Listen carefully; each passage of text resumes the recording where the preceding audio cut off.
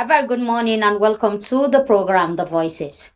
Today we'll be taking a look at the social media and why government shuts down over 13 million social media accounts. Now, in a move to sanitize social media, the Nigerian government recently shut down 13,597,057 social media accounts for offensive content and violation of the code of practice by users of social media platforms such as TikTok, Facebook, Instagram, and X, formerly known as Twitter. This move was contained in a Code of Practice 2024 compliance report submitted to the government by promoters of interactive computer service platforms such as Google, Microsoft, and TikTok, among others. The Code of Practice, titled Code of Practice 2024 Compliance Report, highlights social media platforms' efforts on online harm protection. Was jointly issued by the Nigerian Communications Commission, the NCC, the National Information Technology Development Agency, NIDDA, and the National Broadcasting Commission, the NBC. In a related development, the Sultan of Sokoto, His Eminence Mohammed Saad Abubakar III, has expressed deep concern over the rapid dissemination of misinformation on online platforms, noting that many Nigerians often accept false narrative as truth. He made this comment at the just concluded Northern Traditional Council General Assembly in Kebbi State, urging the federal government to regulate social media, citing that the increasing spread of fake news as a serious threat to national peace and stability. The Sultan expressed deep concern over the rapid dissemination of misinformation on online platforms, noting that many Nigerians often accept false narrative as truth. It is now time for the government to regulate social media in the country. The spread of fake news is dangerous and must be addressed, he said. Now, this and more are some of the issues I'll be discussing with my guests, but that will be after the break. Stay with us.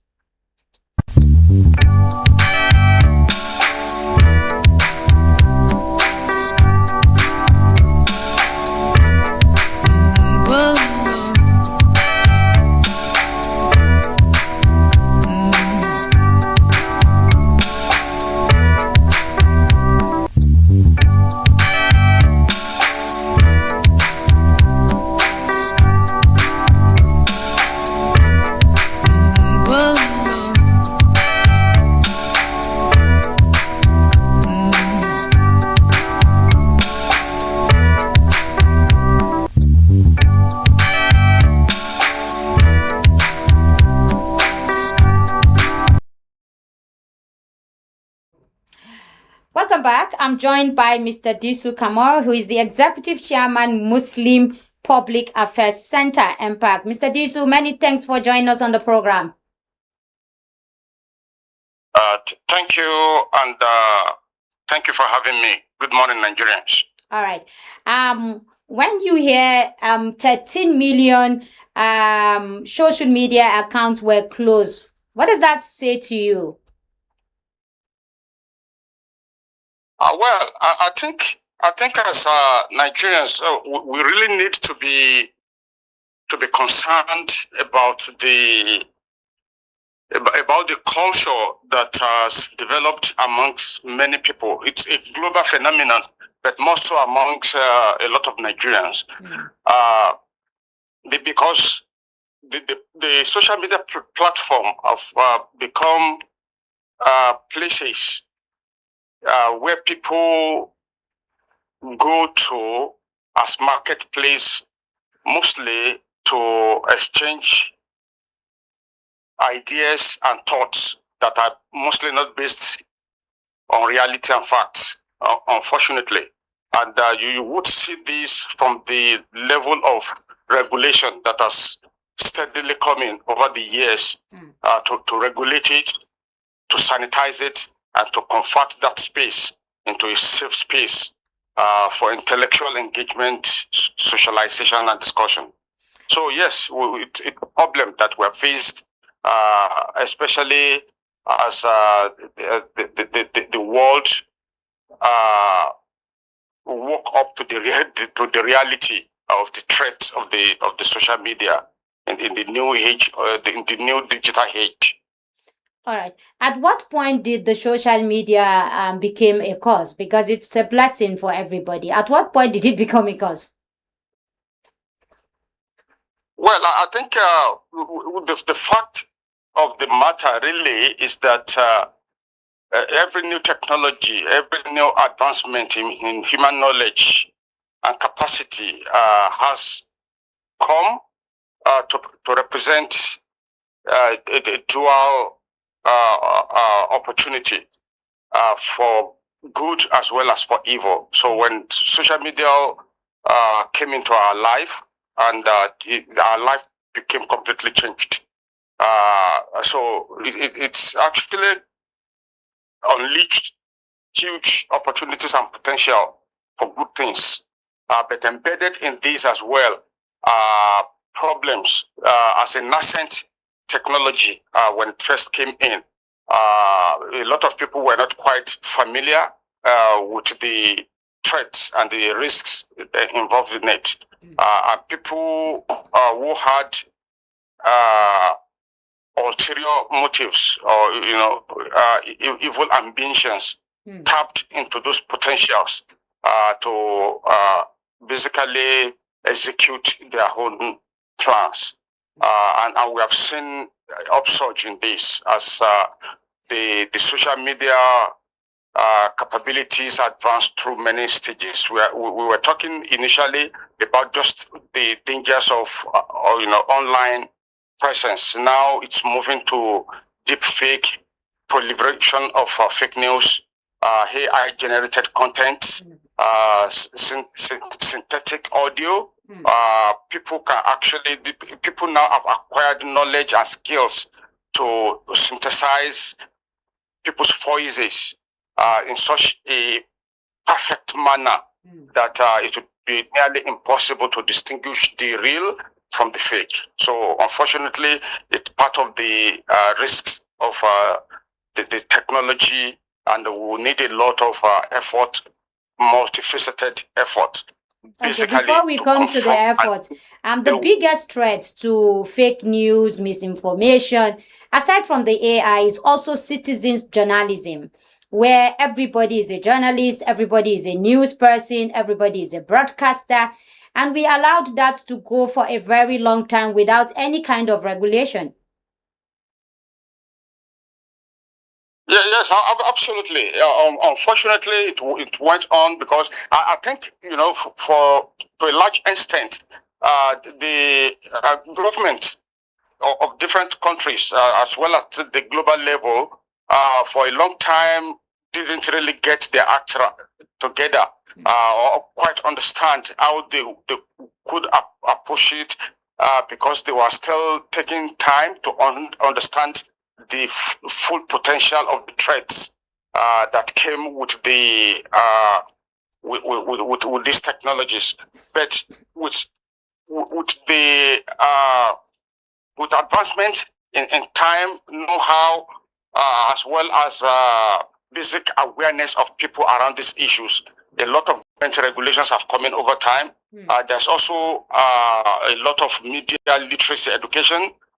Unfortunately, now I agree with you that government really has to do more to make sure that not only government, even corporate organizations, a lot of these huge organizations that own the platform where people come together to socialize, to exchange ideas, turn it into marketplaces of ideas and product. They really need to do more to make sure that they deploy technology to fact check, improve media literacy, education. Government has to do more on its own part to regulate the social media, to implement policies so that, for instance, content that are AI generated would be specifically labeled. Now, if you go online, you need probably an expert to be able to detect and warn you that a particular content is AI generated. For the vast majority of people online, any content will just pass as original, real, and factual. Meanwhile, they may be AI generated. So I think it will go a long way if there are regulations to make sure that any content that is AI generated is specifically labeled as such. Then, on our own part as citizens, I think it is also important for us to raise the awareness to promote trusted sources. Okay. Like you rightly Before we said, come to those measures, the government just in August, closed down over 13.5 million social media account. Is it not a case of too little, too late? Because so much harm has been done to people's personality, to people's lives, and here we are after how many years? You're just closing down 13 million. yes, like I said, like I said to you earlier, for a long time, governments around the world, including our own government, were just, it's a learning curve for most governments around the world. Yes, I agree with you. We played, we were catching up on most of these problems a long time after they occurred. Many of them had early warning signs that were either ignored or maybe not raised up to the level that would really cause frantic and immediate actions on the part of the government. I will assure you, if you know the massive level of the problem that is out there online, the extent to which people's reputation has been impugned with reckless abandon. Recently, even you may be aware of this, His Eminence, the Sultan of Sokoto, who in his capacity as the leader of the entire Muslim population in Nigeria, if a material was put out purportedly in his name that has, problematic, that has something to do regarding the unity of Nigeria as well as tribal sentiment, which basically is completely out of line with the kind of person he is. But this type of materials are out there. This sheer number that you have cited, is just a tip of the iceberg. There is so much out there that every day you have these, factories of fake news, deepfake, and content that are based on fabrications that are pumped into the cyberspace. Unfortunately, a lot of people, because if you think about it, the social media platforms that are used to promote these contents emphasize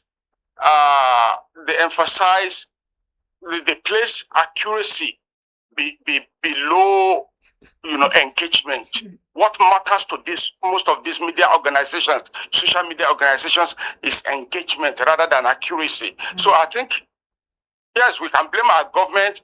We can talk about the laxity in their response, but also we have to hold the organizations, the media organizations, the giant social media organizations accountable for designing their algorithm in such a way that engagement is prioritized over accuracy, which is encouraging some of this behavior we are seeing amongst people. Okay, I will come to that. I'll come to that in a minute. But let's go back to personalities who have also been attacked as far as the social media is concerned. When you hear the Sultan at the last traditional rulers general council, northern traditional rulers council general assembly, where he was saying that he's expressing deep concern over the rapid dissemination of misinformation on online platforms, noting that many Nigerians often accept false narrative. Do you agree with him? Yeah, absolutely, and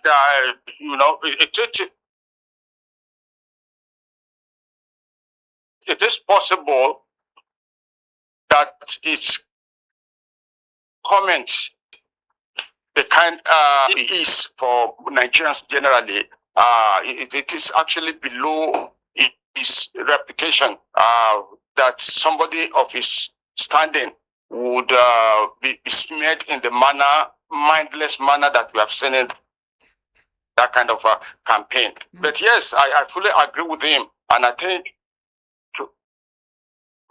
across board, more actually needs to be done to bring sanity back into the cyberspace. Okay, let's come to Nigerians themselves. Today, if you probably put up an engaging news article or a program, the viewership you will get will be less than 10. But if you put up nudity or some kind of, a very playful or a very that we appreciate, things that are not really relevant over things that will try to shape our development and our personalities as people. I agree with you completely, and this is a basic concern for any clear-headed, human being. That people actually assign higher level of priority to materials that have absolutely no intellectual value, and we can see this not only in terms of what people like, but also what people generate as content to themselves. As parents, as well as adult Nigerians, I think a lot of us are horrified by the kind of debris, that are basically polluting the cyberspace, polluting the hearts and mind of people that are exposed to it, young as well as adult. But I think we have to look at this also through the prism of what is going on all over the world. I think it's actually a reflection of how generated the popular culture across the world is, and the misrepresentation amongst the majority of people of what needs to be as human values, what needs to be honored. So it's left to individuals, to make sure that we go out there to represent the values that will like.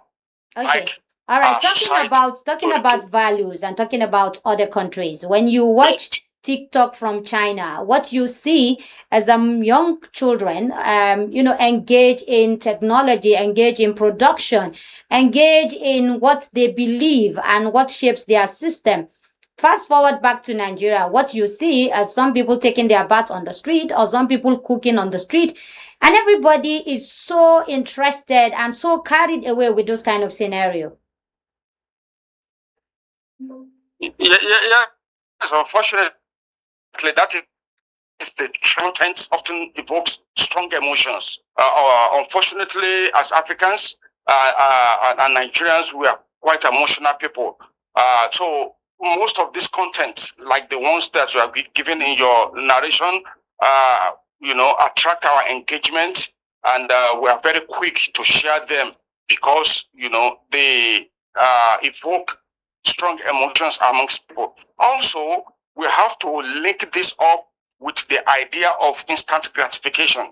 So basically, it takes time. Like some of those examples in other places or other societies that you have mentioned, it takes time for you to see the result of those hard work, intellectual, work that people have to go through in order to achieve a particular result. But in the other example, like the popular things, content that we promote in this part of the world, you see the gratification almost instantly. So unfortunately, sensational or entertaining content provides quick satisfaction over intellectual content, and this may be a disincentive for most people. Also, we have to look at the area of accessibility. Trash content, and you have a lot of them online, is often easily consumable. It's just like junk food. If you go to societies where they have fast food or junk food culture, it is easily available. That is what it means. Fast food. You go there, drive through, you park your car at the cashier point, you exchange the meal for money out, you are on your way. So all these trash content are also easily accessible, unlike the intellectual content. It takes a lot of time, a lot of effort to work out all those things. And unfortunately, people don't do it. Also, Okay, but Mr. Disu, before you go further, how do we separate emotions from intellectualism? Yeah, that is the part I actually want to get to finally in my point. There has to be social validation of the intellectual content. The consumers, in marketing, in sales, the consumers determine what the matrix of the market will be. So it's really up to us. If you find a trash content online and you don't share it, you don't like it, you don't engage with it, that will send a clear and powerful message to the content generator that this is not what you like. It will also send clear, unmistakable, and powerful message to the social media platform organization that work out the algorithm that this is not what the public wants. So it is about validation. Make sure that we have preference for the intellectual content. The algorithm, like I said earlier, has to do with engagement. So if most of us we have a cultural shift and start to engage more with intellectual content, you will see there's going to be a reciprocal shift on the side of the platform owners as well as content generator to move in that direction as well. So I think it's a two-way street. Okay, so how do we have a cultural shift that promotes our values, that promotes our culture, that promotes what we believe in, when we don't control any of this social media? We don't have, it's not our own, it's been controlled somewhere else. Even the algorithm you talked about is not our own.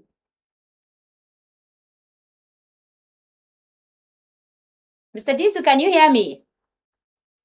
Yeah, but sorry, I fizzled out towards the end. Okay, I'm saying that how do we, talking about cultural shift, how do we promote our values, our culture, what we believe in, if we don't even, the social media platforms are not even our own? Okay, yeah, I agree with you. Like I said, it has to be about validation. One of the means we can use to achieve that is through, validation on our part. We send subtle message through the manner as well as the pattern of our engagement online. Let me jump in here. Let me jump in here. Why is it so difficult to have our own? Well, it is possible, but it is a possibility, but then you will be competing against these giants like that, and that is why I used the term, in my earlier response. You are competing against these giants. It's not for debt or lack of interest or opportunity, but by different people around the world to start up new social platforms, but they haven't gained traction for different reasons that we may not be able to get into on this call. They are gatekeepers in all industries. So if these giants have billions of dollars to deploy to promote their platform, and you want to start from scratch to catch on up with them and compete with them, then the odds stacked against you are quite high. But yes, it is a possibility, but more so, like I said, they need us. Those giants, they need us. It is through our engagement that their algorithm will understand our own behavioral pattern, so we can modify their own system by the way we engage with them. Also, through educational system in our own country, rather than start our own company afresh, we can use different fora as well as centers of learning, including school curriculum system, to promote critical thinking. A lot of people who engage with trash online, they don't critically think about it. It's like I said, instant gratification. What is going to please me immediately now, pleasing to the eye? They don't critically think about it. I think that is part of what our curriculum developers in our schools, right from very young age, can take a look at to teach children in those countries, Asian countries that you mentioned earlier. This has always been part of their curriculum. They teach children how to critically analyze and think through before they decide and act. Also, we have to understand reward quality content, how to reward quality content. So if somebody brings trash to the space and they monetize their account, they are doing it in order to earn money. We don't engage with it, so we don't allow them to earn money. And over a period of time, they will understand this and make adjustments. But when you start to click, when you start to share, when you start to engage, you are basically giving them money and rewarding them for producing this trash content. So that is one thing. We have to understand the economics behind it as users, that you are a commodity that these social media organizations are selling online. If I don't engage with an account that produces or generates trash content, I'm not going to give to make them to earn. Also, there has to be liberalization of intellectual content. We have to make accessibility to intellectual content to be easy. So if you want to raise the level and the status of intellectual content, then with intellectual content are mostly complex. They may not be easy to understand for common people. However, most of this trash content that you see online, they are in simple languages, they are in simple formats. So we need to find creative means and ways to present intellectual content in easy to understand languages and formats to the common people as well. Okay. Then, as individuals. Okay. Yes. Please go ahead. I wanted to go to, instant gratification that you talked about. Isn't this the main cause of our problem as Nigerians? Instant gratification is what has made us very lazy, is what has made us corrupt as a people, because everybody is after the next gratification. He doesn't care about future relationship. He doesn't care about future connections. Yeah, unfortunately, that is correct, but I can assure you that it is actually a global problem. It is a global phenomenon, and this is something that these technology owners, I think it is a weakness in the design of the human psyche that they have tapped into. They have studied over the years behavioral design of human beings. They know past. Even like in religious matters, you just want like off-the-shelf fatwa, somebody that will just give you a religious edict, just off-the-shelf, straight prepared. You don't want to go through the grills. You don't want to. So I think this we need to reintroduce and train younger generation. Even like in religious matters, you just want like off-the-shelf fatwa, somebody that will just give you a religious edict, just off-the-shelf, straight prepared. You don't want to go through the grills. You don't want to. So I think this we need to reintroduce and train younger generation. I'm not condemning the older generation. There can be a kind of change, behavioral changes that can actually take place amongst the older generation as well. But isn't the young generation also discouraged? How do you explain a 16-year-old girl who went to England, who won the English, the World English competition, who got a 200,000 naira? Another young.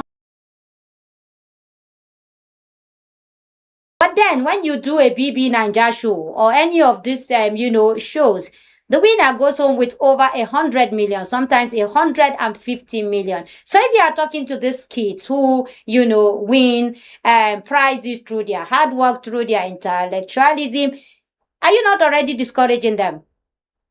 Yes, I agree with you. Well, my sister, unfortunately, that is the sad reality of our condition presently. And you remember earlier in my response, I spoke about the rewarding quality content, the reward system for what is good. I mean, we have to look at it holistically and understand as a nation which direction are we faced. And then, well, we also have to lead by examples. We put our money where our mouth is. Most people that are engaged in promoting, those type of activities online now are people whose ideas and values support those actions. So we have to form communities of, people who all have different values. And we have to put our money where our mouth is as well. So it's a clash of ideas and values. Within every society, you always have those two tribes: people who promote good and people who promote bad, evil things, bad things. I know as people who believe that our society should change, our society should embrace something different. As our society should operate on the basis of values that promote chastity, responsible living, righteous living, and all that. Then we have to form a community as well, and then we have to put pressure where we need to put pressure. We have to invest where we need to. We were talking earlier, and that's why I said it's also an option on the table. The framework as well as the laws guiding behavior online as generators as well as consumers. Smear campaign, going after people with fake news, impugning their dignity as well as their reputation. There has to be serious consequences and accountability for this. Likewise, people are free. They have absolutely every right and freedom to be creative in the way and manner they promote themselves online. But if something is generated via AI, like I said earlier, it needs to be labeled as AI generated so that I will know that it is produced in the lab. It's not, you cannot, like a governor that hasn't performed in a state for the entire 4 years, or a local government chairman, or a president of the whole country that has sat on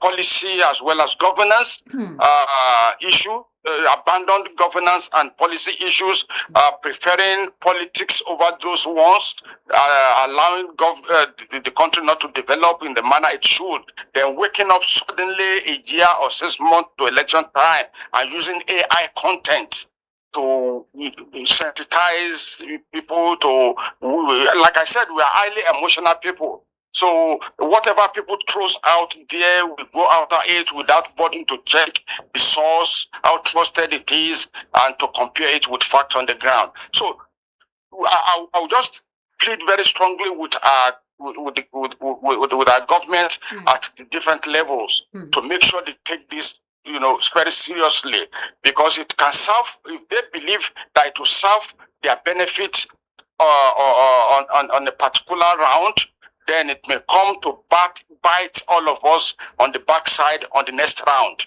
Okay. It's as simple as that. What is good for an individual party, an individual candidate may not necessarily be for the good of the country, and that is what a statesman rather than just a politician should be aiming to do to provide for the goodness of the society. All right. So, but beyond closing accounts, what kind of sanctions should be meted out to social media platforms that spread misinformation and fake news? Are we going to be looking at jail terms for people? Because if you close an account today, somebody can open it somewhere else tomorrow.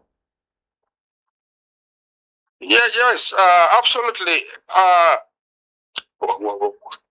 think you are quite right. There has to be certain actions need to be criminalized, and they have to have serious consequences in order to deter people from engaging in them. However, I also need to mention that in this country, for many years, as far back as 2015, we've had laws in our law books regarding cyber crimes, for violence against persons, as well as in the criminal code, prohibiting, preventing cyber bullying, online harassment, spreading false information, and stuff like that. I think there has to be nationwide education on this, and people have to know, and people have to be held accountable, because it's not just by preaching these things that people will wake up to, the consequences of their actions. They have to see examples, people held to account, people who misbehave online. Look, we've done this before. As an organization, we've written to the police, we've written to the DSS, asking them, urging them to hold certain individuals accountable, because they call to violence against the whole Muslim population in this country. Inciting violence against them, telling people they should go out and kill Muslims, and disseminating propaganda, cyber threats, promoting fake news, incitement to violence. All these things are serious,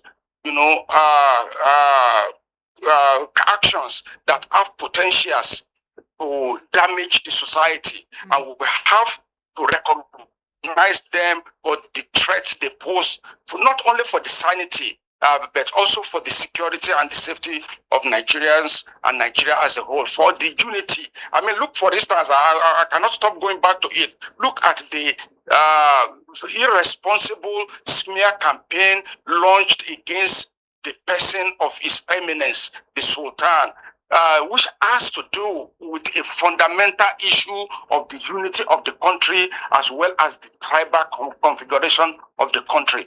Look at the potential that kind of smear campaign holds. I hope people who get busy, in their private homes, generating content like that.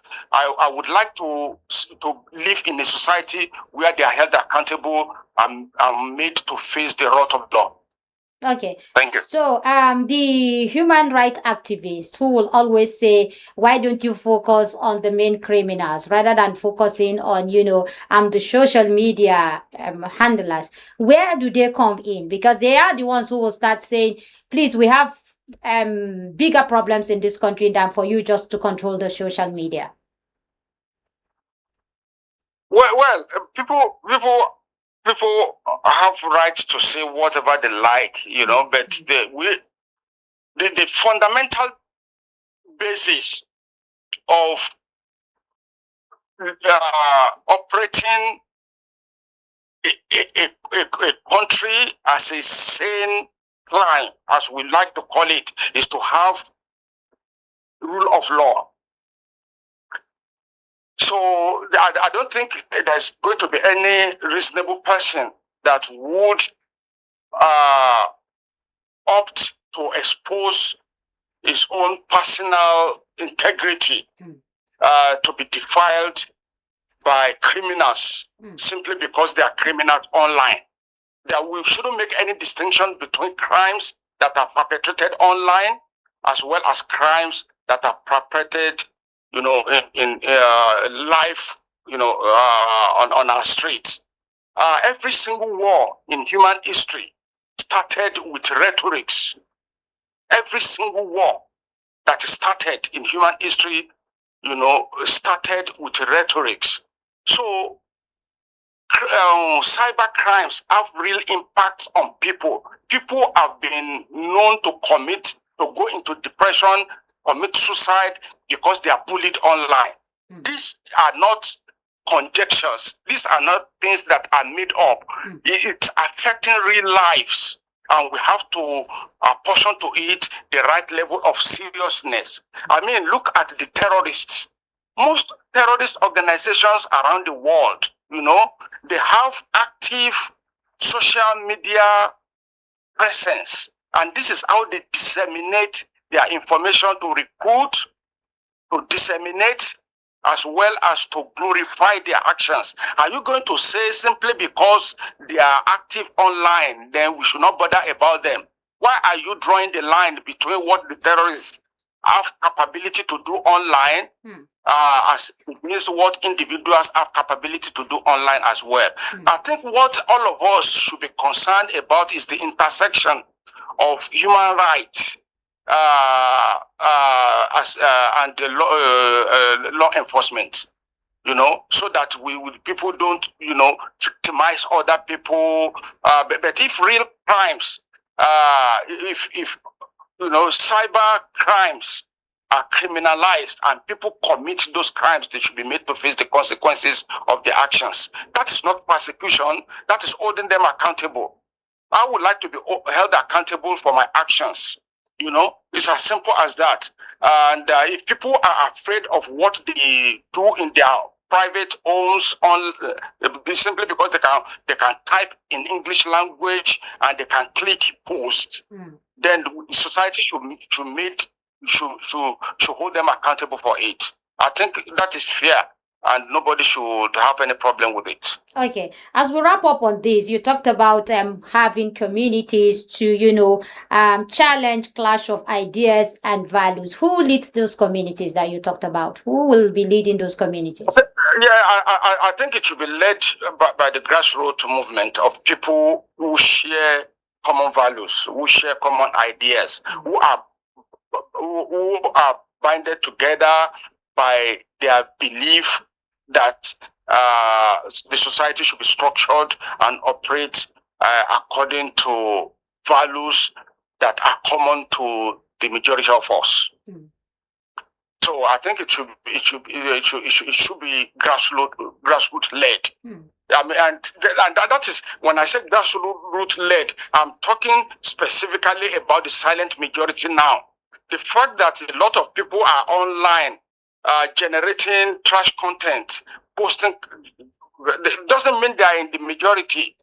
It just means that they are the vocal minority amongst us. And unfortunately, because the entire space is now saturated with their own content, that is becoming the dominant, the dominant character by which the country is described and known. So other people from other countries will see Nigerians and value Nigerians. I mean, just a couple of days, just yesterday or a couple of days ago, there was a convocation held in June Ilorin, and I saw that and was completely blown away by the genius and exemplary performance of a young lady who finished at the top of her class in the MBBS class and got almost all the awards for our class. And this is a very young lady in hijab, and I'm very proud of her. And society should honor and celebrate individuals like that. And I agree with you with your comment earlier that, I mean, where are the government officials? Where is our government, to honor those type of people and to elevate them and to show them as exemplars for our young, our young children that are still in school, that look, these are the type of individuals who can look up to, not these degenerated, human beings that are wasting their lives away, like grazing like animals, in the field, not knowing that there is a whole wide of opportunities for them to go out and become human beings. Okay. So, Mr. Disu, finally, Yes, finally, Yes. the liberalization of intellectual content we need to be driven by brand ambassadors. And today, brand ambassadors are the same musician, artist, and every other person that is not in line in tune with intellectualism. So, should the corporate world begin to use students who have performed exceptionally well, or lecturers who have done some kind of invention, or some researchers who have made breakthroughs to be their ambassadors, because they will be the one who can drive this liberalization of intellectual content, not the artist, not the musician. Yeah, I think I fully agree with you, and I think on this platform as well as other platform, we should continue to reaffirm our commitment to those type of values and represent them to these corporate organizations. Unfortunately, if you look at the terrain, globally, most societies have been damaged really by the interest of the globe of the corporate organizations. I mean, you can look. Media organizations, and I've always wondered. Why are they putting those type of people up as role models for our young people? Why? Is it agenda driven? Do they have any agenda? Is that the kind of society they envision for the country? So I think we need to send a very strong plea to them, because that is they have the money to pay all these influencers and those type of individuals you listed. They have the money because they have the backing of corporate sources and all that. So we have to continue to, but also as consumers of their product, we should find ways of letting them know we reject those type of symbolic, kind of representation that they have preference for. Organizations, I think it's called B Hughes contest or something like that, that does contest for young students. Amazing, brilliant programs on TV. And you see wonderful young children performing very well in their academic studies and stuff like that.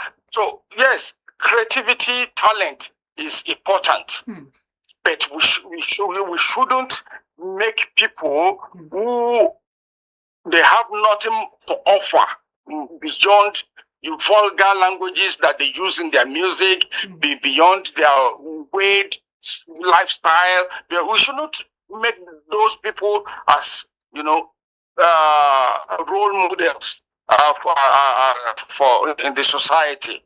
So there should be balance, and I would say there also should be preference for individuals as well as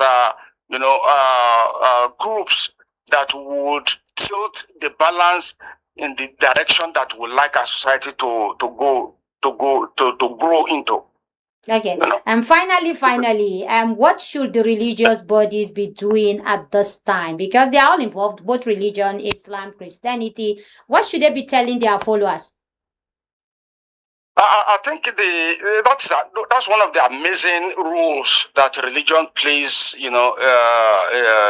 Different religions actually play in all societies as the stabilizer, the stabilizing force, as well as a leech on people.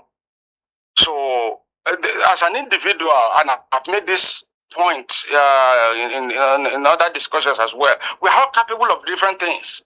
We are all capable of, doing different things. If we don't have that leech on us that define the boundaries within which we must operate. So the religious organizations, the faith groups, the faith leaders, they have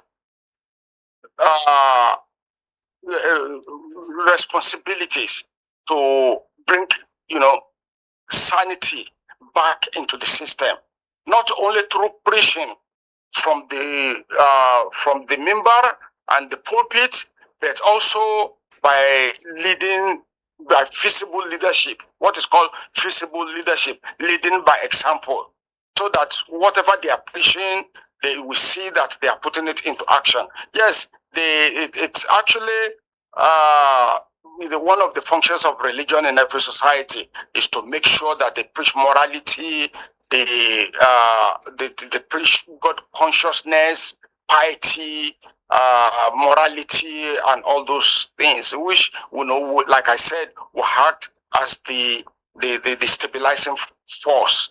When you have different forces, struggling to take humanity outside of the realms of our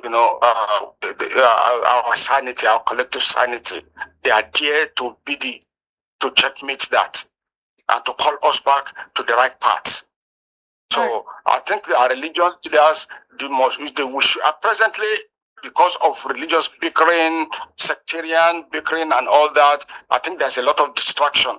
And then when you are distracted by those type of side issues, you widen the space for people that are damaging the society to have freer hands. And that is a failure on the part of not religions, but religion practitioners. All right. Mr. Disu Kamal, Executive Chairman, Muslim Public Affairs Center, MPAC. Many thanks for your time, sir. Thank you very much. It's my pleasure to be on the program, and my best wishes to you and to the audience. All right. Thank you very much. And that's the show from me, Medina Azaki, and the whole team here. It's bye for now.